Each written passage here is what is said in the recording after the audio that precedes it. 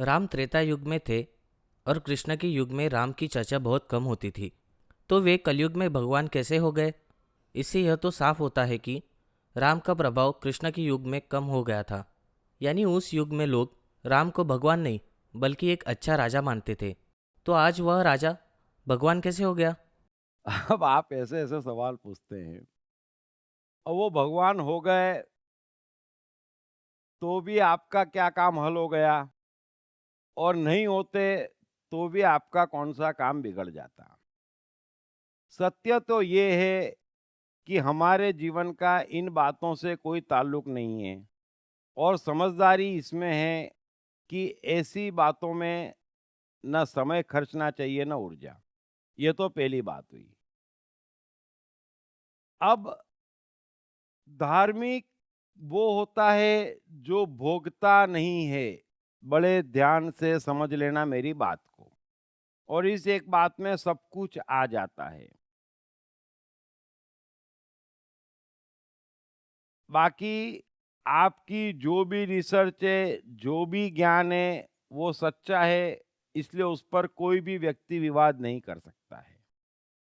कृष्ण ने गीता में एक ही व्यक्ति को ज्ञानी माना और वो राजा जनक को, यानी सीता के पिता को। क्योंकि जीवन की किसी भी ऊंच नीच में उन्होंने कभी कुछ भोगा नहीं क्षण भर को, यही उनका ज्ञान था। सीता को वनवास हुआ, राम और सीता वनवास के लिए गए। रावण सीता को उठा के ले गया, लेकिन आपको एक जगह भी इन तमाम बातों से जनक के चेहरे पे शिकन वाली बात न पढ़ने में आएगी न सुनने में। तो यही जनक का ज्ञान था। सो शॉर्ट में मैं ये कह रहा हूँ कि जो भोगता है वो ज्ञानी नहीं है और ज्ञानी कभी भोगता नहीं है। यह परमात्मा की सीधी सीधी परिभाषा है। सो उम्मीद है आप पूरी बात समझ गए होंगे। Thank you very much. Krishna मन और जीवन के मास्टर। कृष्ण एक प्रेमी, एक कलाकार, एक गुरु, एक राजनेता, एक व्यवसायी। कृष्ण शून्य से सृजन करने का एक श्रेष्ठ उदाहरण। कृष्ण जो कठिनतम परिस्थितियों में भी हंसते हुए जीने की कला सिखाते हैं। कृष्ण जिन्होंने जीवन का हर युद्ध जीता। दीप त्रिवेदी द्वारा लिखित किताब मैं कृष्ण हूँ। ये किताब कृष्ण के संपूर्ण जीवन पर रिसर्च करने के बाद कुछ इस साइकोलॉजिकल अंदाज में सिलसिलेवार रूप से लिखी गई है कि जिसे पढ़ते पढ़ते आपका जीवन भी बदलता चला जाएगा। मैं कृष्ण हूँ।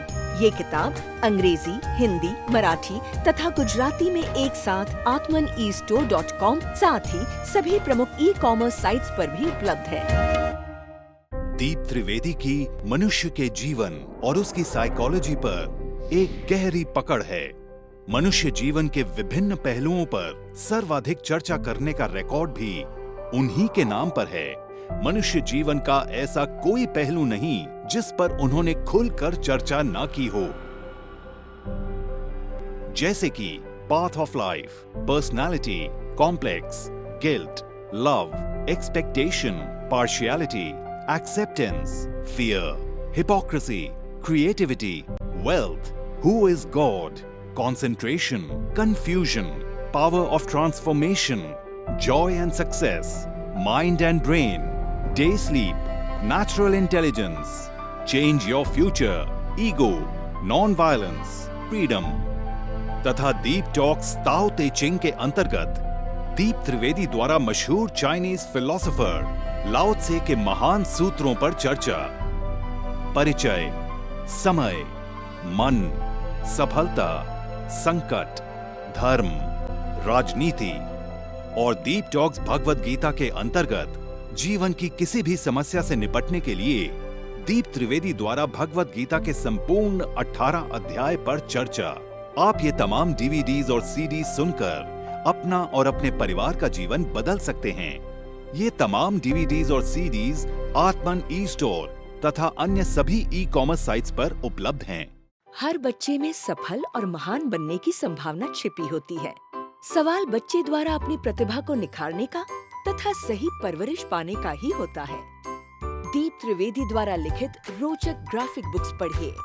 The story of Thomas Edison, अनपढ़ एडिसन के महान वैज्ञानिक बनने की दास्तान। नॉटिनेस टू ग्रेटनेस, स्टीव से स्टीव जॉब्स बनने की कहानी। हॉटी टू डॉन्टी, चाइल्ड साइकोलॉजी समझने हेतु शेर के बच्चे की कहानी।